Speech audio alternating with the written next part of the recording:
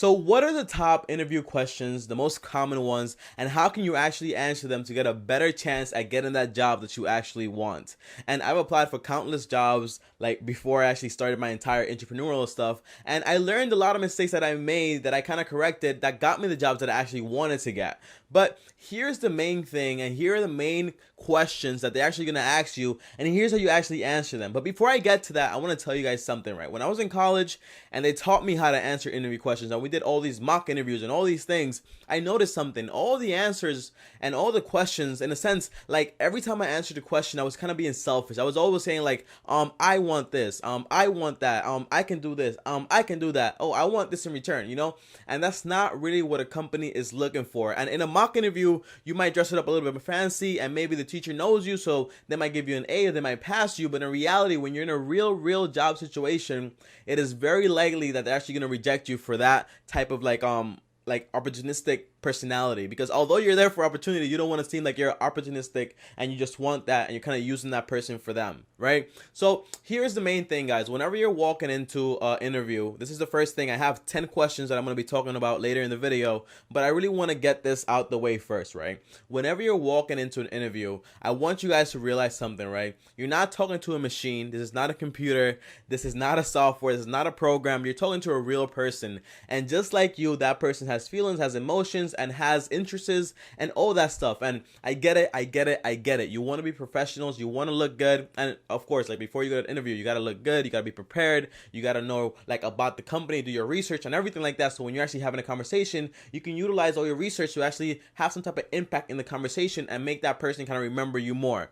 What I like to do when I walk into a room and I'm actually having an interview, I like to look around, you know, and see that person's office and see like, oh my gosh, maybe that person's interested in this. Oh my gosh, I want to talk about that. And as they're talking to me, I'm also talking to them about like, what do you think this would happen? What do you think this would do? And I'm always like asking questions and finding out more information about them and having them talk. And every time they talk, I just mirror what they're saying so they feel more comfortable in talking right back to me. And every time I've used this technique, which is mirroring, if you don't know what that is, watch some of my past videos and subscribe if you haven't to the channel. And every time I use that technique, it always gets me very far. Now, so here are the top 10 questions to what they usually ask you in any interview. These questions are very common. And the first one is, why should we hire you? And it's a very hard question, right? Because it's kind of like, okay, you should hire me because I know this, I know that, I want to do this, I want to do that, right? But in reality, most questions when it comes to an interview, they're all trick questions. You know what I mean? And you never want to sound like you're saying I. Or you never want to sound like you're showing off. Because what if you're saying like, oh, I have a master's in this, I have that, and then that person on the other side is kind of getting jealous of them like that? Because you got to understand, right?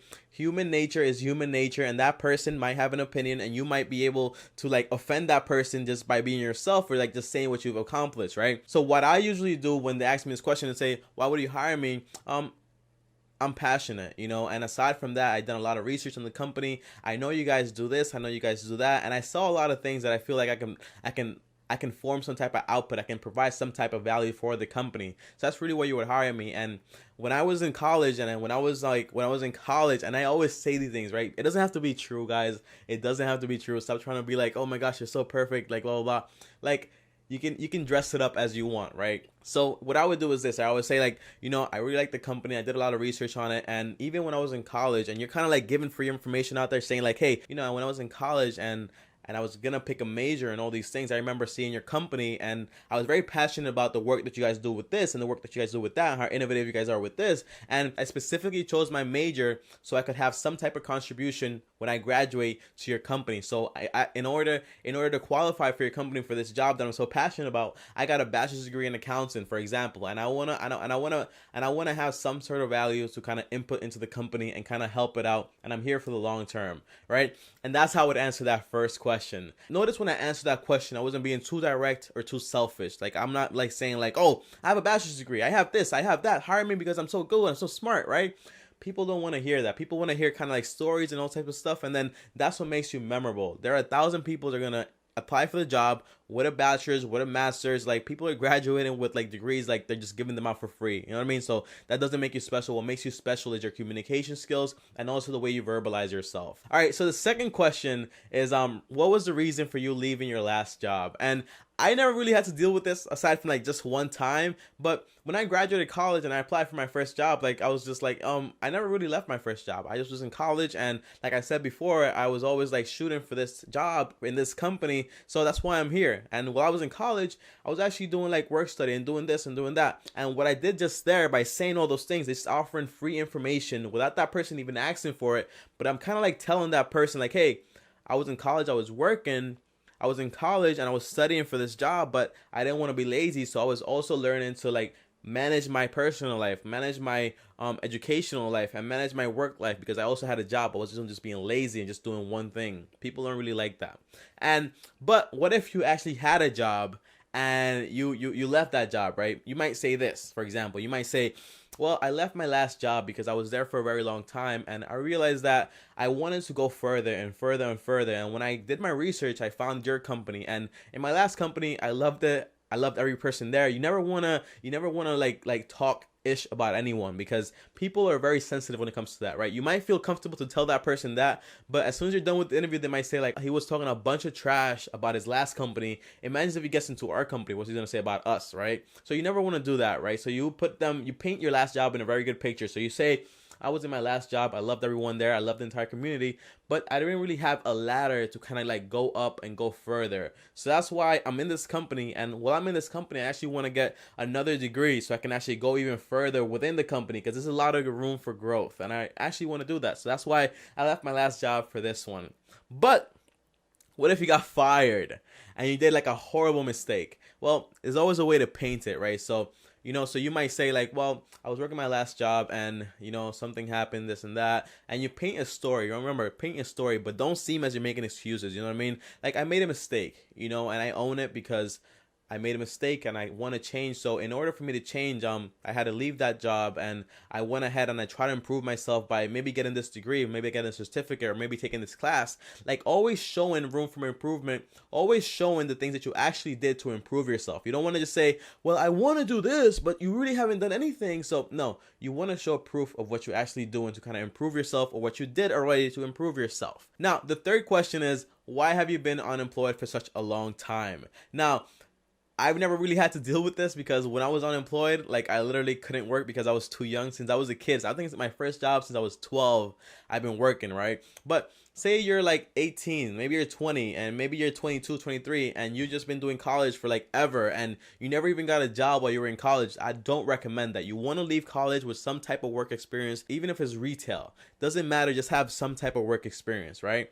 And what would I say if I'm like 25, 26, 27, and I haven't had a first job? To be honest, I wouldn't even hire you, to be honest. But what I would probably say to get around this is saying like, I was really focusing on my studies, and I really wanted to take advantage of all the curriculums and all the education I could possibly get. So while I was in class, I was constantly taking on projects and simulations, and like just doing like every single thing that I had to do. And I say this if you're actually doing it, but if you really weren't doing this and you use this technique, right, and you use it and you actually get the job, and it shows that you didn't do any of this stuff, you're probably gonna get fired, bro. So like I always say in my videos, like, like, you're not gonna get it if you don't deserve it. And even if you use what I'm telling you and you get it, it's probably not gonna last, because long term you only get what you deserve, and you only deserve what you work for. So always keep that in mind. Now, the fourth question they might ask you in a job interview is, tell me about how you react when you're under pressure, and can you handle the work? Now, what I would say to this question is, well, I know a lot about your company, and I know that you guys have an entire system.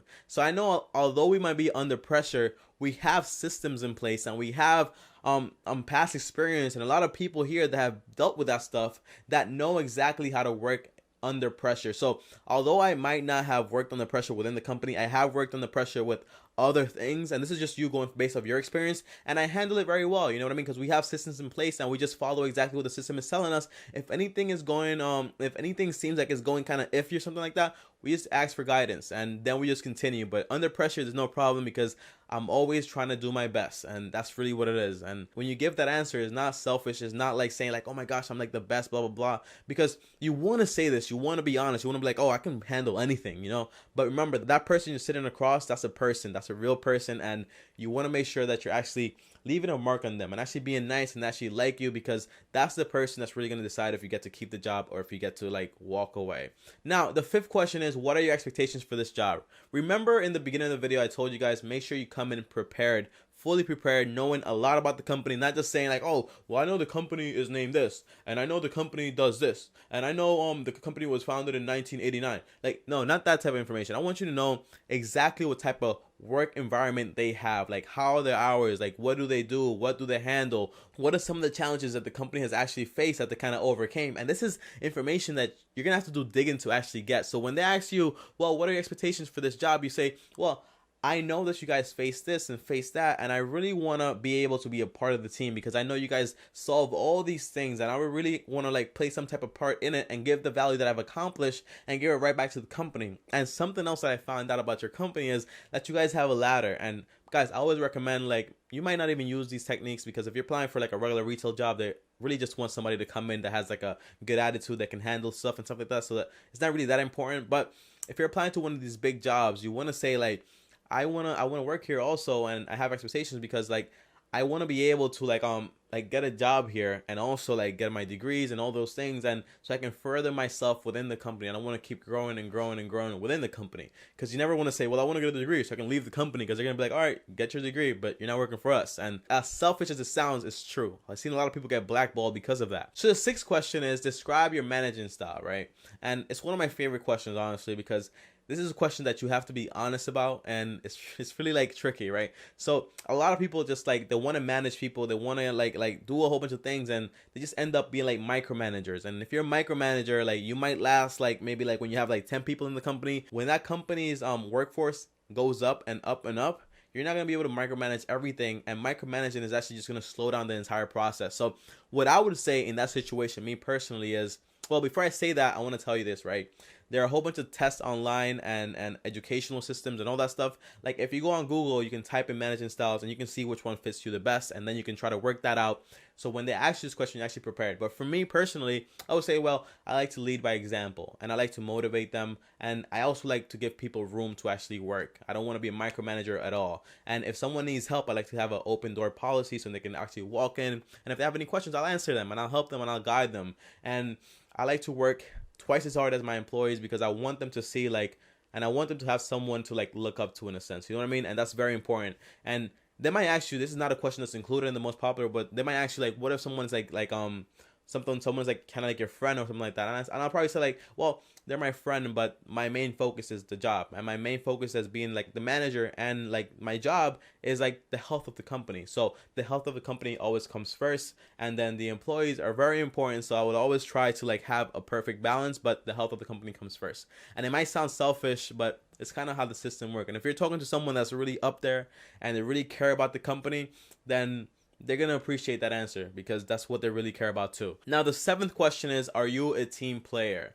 Now, I really like this question, and I always used to think about like, oh my gosh, I don't want to be a team player because I don't like dealing with people, but it's one of the most important things. And if you're not a team player yourself, like I said before, right guys, like I don't want you to just use my answers and just like go in there, get the job, but then you're not like this, and then you're just gonna have a hard time. So I want you guys to read this book, right? It's How to Influence People and Win Friends by Dale Carnegie, right? And the reason I say read this book is because you need to learn how to influence people. You need to learn how to manage people. You need to learn how to be a team player, because if the only thing you can do is work by yourself, then you're just going to be an employee that has no type of hope of actually reaching up and up and up. Because to reach up, you need to be a team player. That's how groups work, and we're humans and we are in a group. So what I would say is, to answer this question is, well, I'm a very good team player. I like to hear what everybody's saying, everybody's concerned, and actually move forward and work together with the team to provide the most efficient way so we can all utilize our talents and actually get further in the task. I think that's a very good answer. Now, question number 8 is, what irritates you the most about your coworkers, right? And this is probably like a trick question. Like I tell you guys, there's a lot of trick questions when it comes to interviews. They're just trying to catch you slipping. But this is a very tricky question, right? Because I remember getting this question, I think, and my answer was like, I knew exactly how to answer. I said, well, nobody really irritates me. You know what I mean? Like, we're all adults and we all get along very good. So nothing really irritates me about them. Like if we need to get work done and somebody is like kind of like slacking off, I would just be like, hey, we gotta get this work done. Remember, like in a nice way, but not like trying to like push them to do it, because people get like irritated about that too. Like I would just like say like, hey, let's get the work done. Like, but nothing really irritates me at all, because I feel as if like we all got into this job because we deserve it and we're all doing great. So I don't want to talk ish about anyone. So don't talk ish about anyone either, because that person across the table from you is probably gonna say, well, this guy doesn't. This guy sounds like he has a hard opinion about everyone, and it's just like that. But if you want to humanize yourself also, I would also say like, like in a lower tone, like you would probably say like, hey, like like sometimes there are people in the work area that maybe they're not doing what they're supposed to do. But then I wouldn't judge them either, because you never really know what's going on, and you never really know their past performance either. So what I like to do is like, if something's happening, I would actually go up to them, see like, hey, can I help you with anything? Like, what's going on? Blah blah blah. I would actually go further like that rather than just judge them from behind, because that's a better technique, and that humanizes you, because it shows that maybe some things do irritate you. And maybe your solution to somebody irritating you is trying to solve that problem, or trying to help that person maybe find out what's actually going on. The 9th question is, how long are you planning to stay in the company if we hire you? This is another trick question, by the way. And I have always answered this question by saying, well, even if I plan on just like stay, I remember this job, guys. I remember this job I was going to work at, and they asked me like, well, how long are you planning on staying here? Blah, blah, blah. And I was like, hey, I plan on staying here like for as long as possible, but in reality I just want to stay there so I can build up some capital so I can get the hell out in like a month or two, right?